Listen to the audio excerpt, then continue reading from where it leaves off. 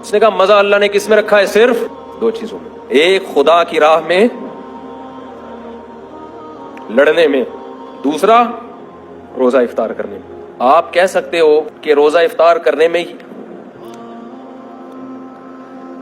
جو لذت ہے وہ کھانے پینے کی لذت ہوگی۔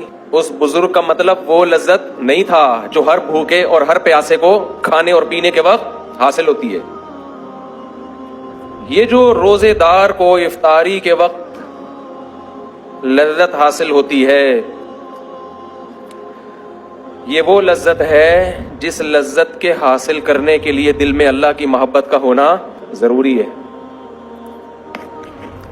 آج ساری دنیا پیدا کرنے والے کو بھول چکی ہے۔ دنیا میں ہر شخص نے ہر ایک کو یاد رکھا ہے، نہیں یاد رکھا تو کس کو؟ پیدا کرنے والے کو۔